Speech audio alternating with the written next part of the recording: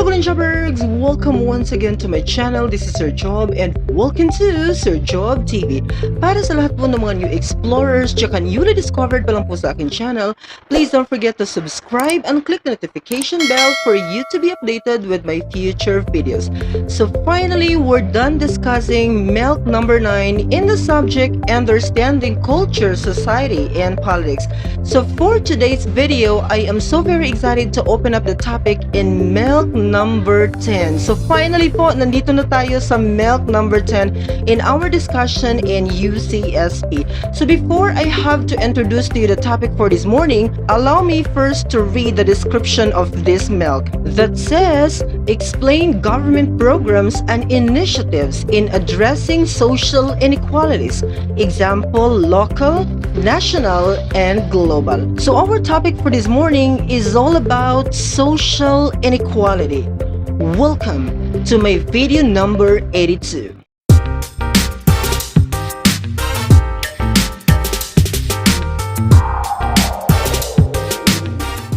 So good morning once again, Golden Jobbergs. I'm very excited to give you another lesson in understanding culture, society, and politics. So today is February 5, 2021, and today is Friday. So it's a beautiful day. It's another beautiful day for everybody. So magandang araw po sa lahat ng mga Golden Jobbergs saan man pong sulok ng mundo. Maraming salamat po sa patuloy na sumusuporta sa lahat ng aking mga videos. So nandito na po tayo ngayon sa video number 82. So before I have to discuss further for our topic for this morning, this is actually the phase 1 I have to discuss. I have to give you an overview. This is just the phase 1 of our discussion because there's another part of this for my video number 83. Abangan nyo po yan. So before I have to discuss further, allow me first to read the learning competency of this particular topic. So our focus for this morning is all about to identify characteristics of the systems of stratification because yan ang ating lesson before. So now, tingnan natin yung mga social inequalities that are happening really in the status quo. So firstly, we have to define what is social inequality. So when we are speaking of social inequality, it's the existence of uneven opportunities and rewards for a diverse social positions or statuses within a group or society. Klaro po, highlight natin sa statement given, existence of uneven opportunities. Because remember, in this world, nothing is equal. Hindi po talaga nagiging equal ang mundo. Coming from desiderata, there is always lesser and higher than yourself. So wala po talagang equal at the end of the day. Existence of uneven opportunities and rewards.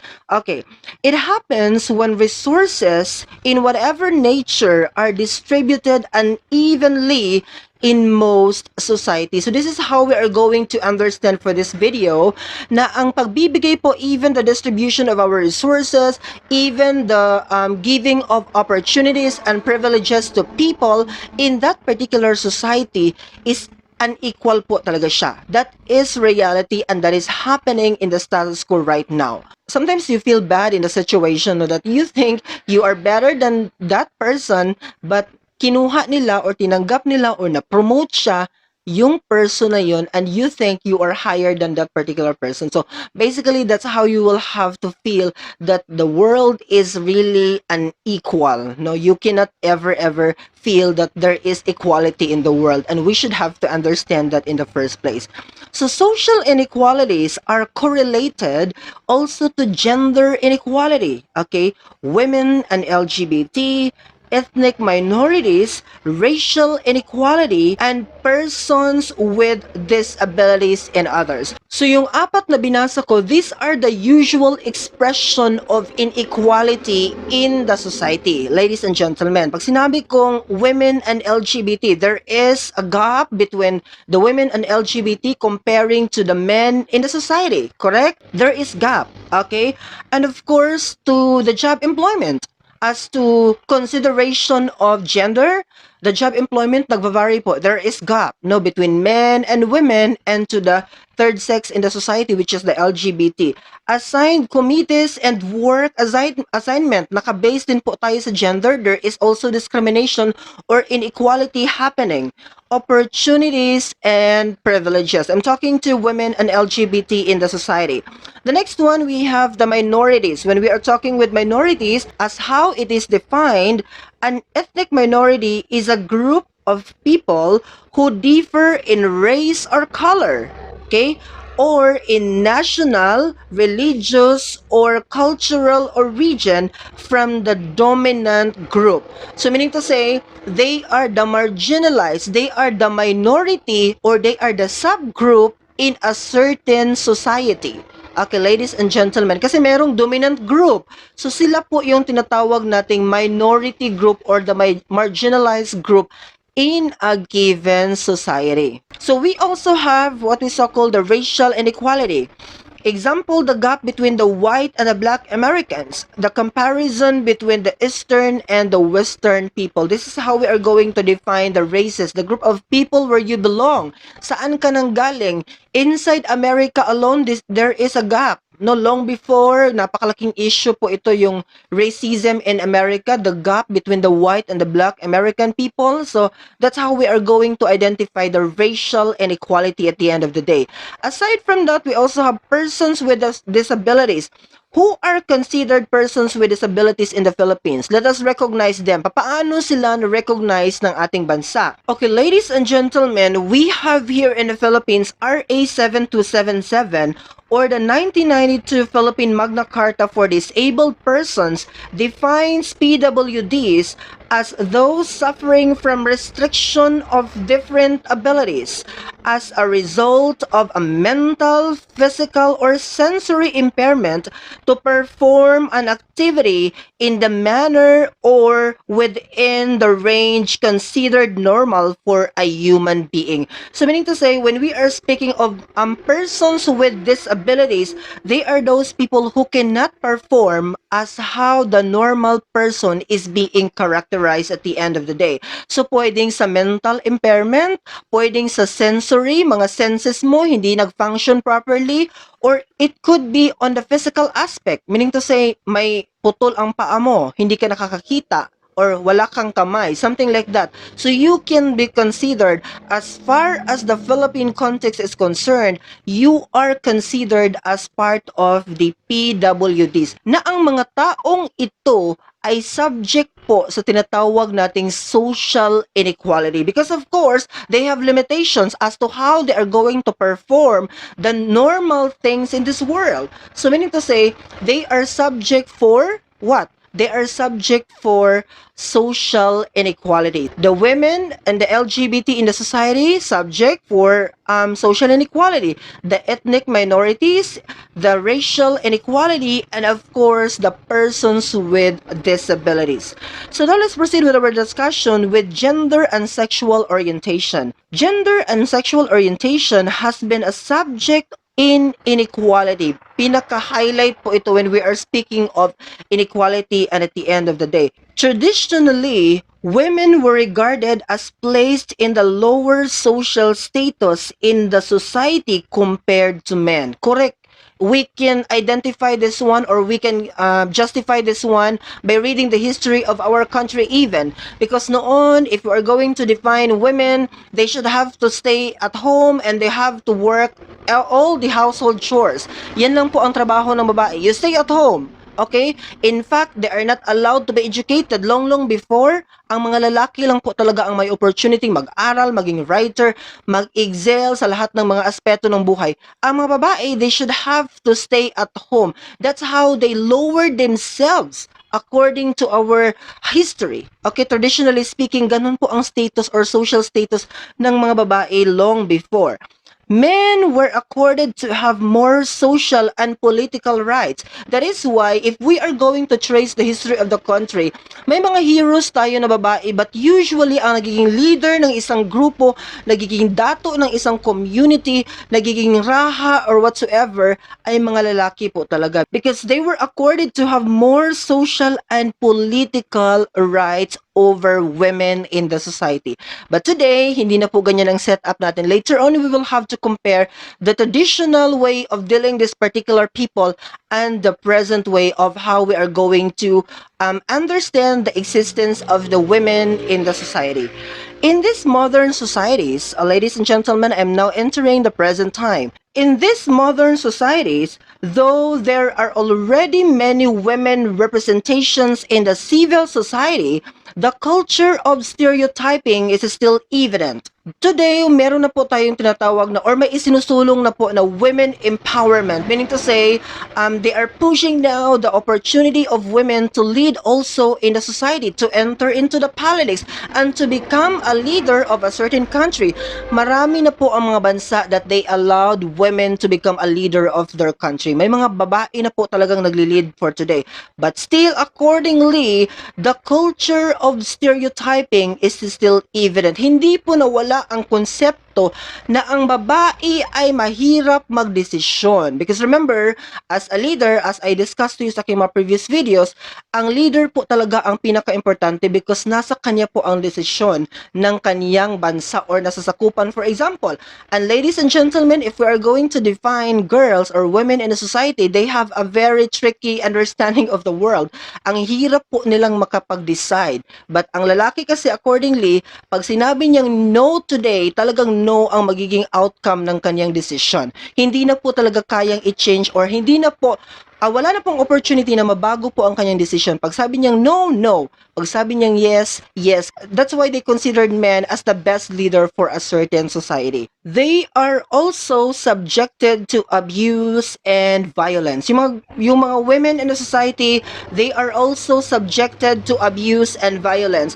But for today, meron na po tayong RA 9262 is the Anti-Violence Against Women and Children Act of 2004. The act classifies violence against women and children or the VAUC as public crime. So protected na po ngayon ang babae at saka children because we have now the representation of the RA 9262. So sa mga babae pong sinasaktan, may mga problema po with their partners and everything, you have to find time to read the RA 9262 in order for you to know what are the rights and privileges you could be able to file for a certain person that commits a crime for you or a public crime for you. So you should have to read. A similar situation is also experienced by the LGBT or the lesbian, gay, bisexual, transgender community whose gender preferences are subject to discrimination in the society. This is also prevalent and rampant in our country. I think not just only in the Philippines but other countries in the world, hindi pa po tanggap ang existence ng LGBT community. As far as Philippine context is concerned, samot-saring mga bill po ang kanilang ipinasa. Like for example, the human rights violation on the basis of sexual orientation, gender identity, and homosexuality in the Philippines last October 2012. Pero wala pong nangyari. Pumasa po uli sila ng anti-discrimination bill in the existence of the SOGI. Are you familiar with the SOGI? The Sexual Orientation, Gender Identity, and Expression. Pero as I read the context, kasi binasa ko yung statement ng CNN before akong nag-video ngayon, until today, wala pa rin pong final approval, nakapending pa rin po ang approval ng mga bill na ipinasa po in the protection of the LGBT community. That's how we are going to characterize or identify the existence of LGBT here in the country. Wala pa pong protection. Unlike with the women and children, kasi batas na po talaga ang RA 9262. But again, considering the existence of the LGBT in the country, wala pa pong approved na batas protecting the existence of this particular people. So isinusulong pa rin ito ngayon na sana one of these days mabigyan po ng opportunities na may batas for protecting the existence of this particular people. So that's how, no, they are subject for the social inequality. That's another avenue for us to see. Aside from sexual orientation, we also have the concept of the ethnic minorities. Binasa ko na po ito kanina, bigyan natin ng highlight for this particular part sa video.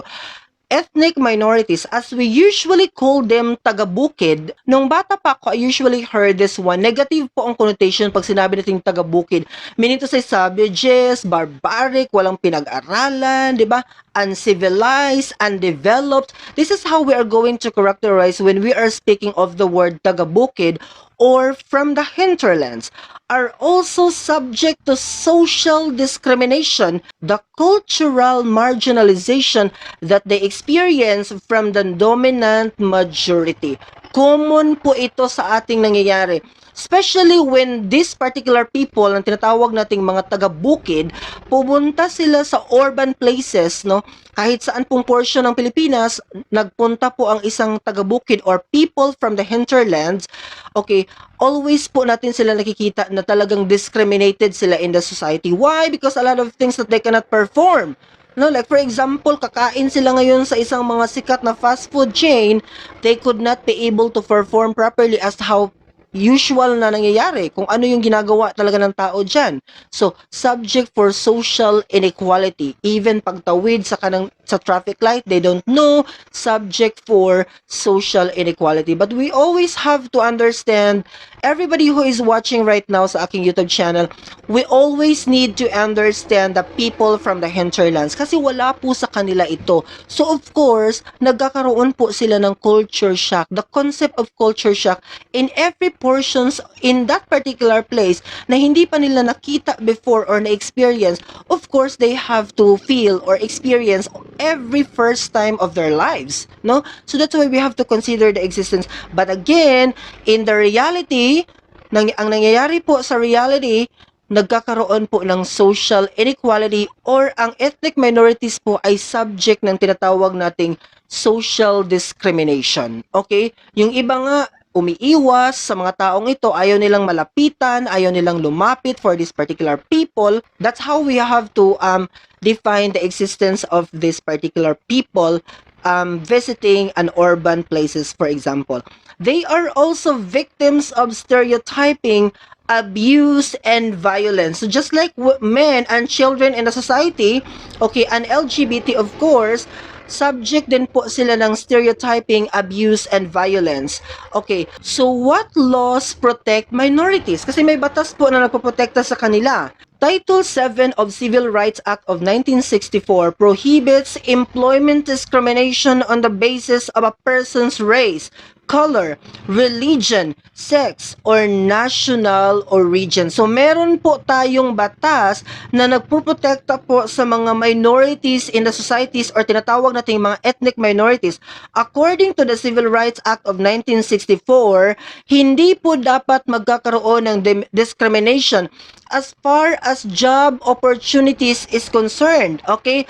Dapat po hindi po maging basis sa pagtanggap ng isang employer sa isang aplikante based on the race, color, religion, sex, and national origin. Hindi po ito saklaw sa mga basis ng kanyang pagtanggap ng isang aplikante under with the Civil Rights Act of 1964. So protected po ang ating minorities sa batas ng ating bansa. Persons with disabilities. Let's go further with the last portion of our discussion, which is the persons with disabilities or PWDs, or so tinatawag din po silang differently abled persons, okay, are also victims of inequality and deprived of the opportunities in the society, especially in the employment sector due to their physical impairment. So commonly sa mga PWDs or mga differently abled persons, talagang discriminated po sila when it comes to job opportunities and privileges. Kasi sino ba ang kukuha sa isang taong isa lang ang paa or walang kamay or hindi nakakarinig, hindi nakakakita? So that's why the government is trying their best na mabigyan po ito ng mga livelihood ang mga underweight persons with disabilities, itong mga taong ito, kung ano ang pwede niyang i-perform. Like for example, wala siyang paa, paa pero complete ang kanyang kamay, so hanapan siya ng trabaho in order for that particular PWD to survive still in this particular world. But again, as far as social inequality is concerned, nagiging tampulan po ito ng discrimination at social inequality. Hindi po sila tinatanggap immediately sa kanilang ina-applyan or whatever job that they decide to work for because of the impairments that they have within themselves. Okay? Sa aking conclusion, kasi pag sinasabi nating persons with disabilities, hindi lang naman ito physical. We're not talking about physical. Pwede din naman itong mental and sensory impairment. So at least, if you have that physical disability lang naman sa katawan mo, you could still work in a normal job for as long as you could be able to perform the job. Okay? Ang pinaka nakakatakot dito is pag nasa mental na po ang problem ng isang tao, nagkaroon na po ng mental impairment, so mas mahirap po talagang mabigyan ng opportunity ang ganitong mga people. So subject po sila ng social discrimination because comparing, sino ba ang kukunin? The complete parts or yung may mga kulang na parts ng isang applicant? So basically, the reality speaks, mas kukunin po talaga yung complete ang body parts over that with having persons with disabilities that we are talking right now. So again, naging subject po sila ng social inequality. Let's go now with our discussion with minorities in the social structure. Members of the society that have more power than the others are called dominant members. Okay? Dominant members, if we're going to define, set the standards in the society. So sila po ang namumuno, sila ang makapangyarihan, sila po ang mas influential in that particular place. When we are talking of dominant members in the society, again, sila ang mas powerful, influential, at mas may control for that particular place. They enjoy more privileges such as better houses, better schools, and higher income. We're talking with the dominant group of people in that particular society. On the other hand, those who are barred from such privileges and opportunities are called minorities. Okay? So yung mga na-deprive sa opportunities, privileges, yung small group in the society, tinawag po silang minorities. They are usually denied by the equal treatment of the majorities or dominant group. Usually, if we're going to describe a certain society, ang pasok po sa dominant group is yung mayayaman, may pinag-aralan, may malaking lupain, may mga negosyo. Sila po yung part ng dominant group na tinatawag natin. But again, if we are going to define a certain society, meron po talagang dominant at saka meron po talagang marginalized or what we so call the minority group in that particular society. Okay, meron po kasing subgroup in a group. Okay? Meaning kasi konti lang silang nag-i-exist dyan, so mas may command, no? Or nagsiset ng standard ang dominant group kasi sila ang mas marami. Okay? Sila ang mas powerful, sila ang mas influential. So they controlled almost everything in that particular setup. Kaya minsan, yung mga minority in the society, nag-aalsa sila. Long before, talking about history, there are so much uprisings occurred in history because of this particular issue. The dominant and the minority in that particular society long before. Pero ngayon hindi na masyadong issue because may mga rights na po na pwede nating ma-enjoy. Whether you are a minority or majority in that particular society, you could still enjoy all the privileges that stipulated in our 1987 Constitution. So at least, na-control na natin yung ganung gap between the majority and the minority in the society. But again, talking about this particular existence of people, this is one of the subjects of what we are talking this morning, which is the social inequality. So that will be all for this morning. I hope you learned something from this video, and I hope that you will share this video to your friends and to anybody else that you think nangangailangan ng video na ito. Asahan niyo po that Sir Job TV will continue to discuss more meaningful discussions, especially in the field of social sciences. Thank you very much for watching. Bye-bye!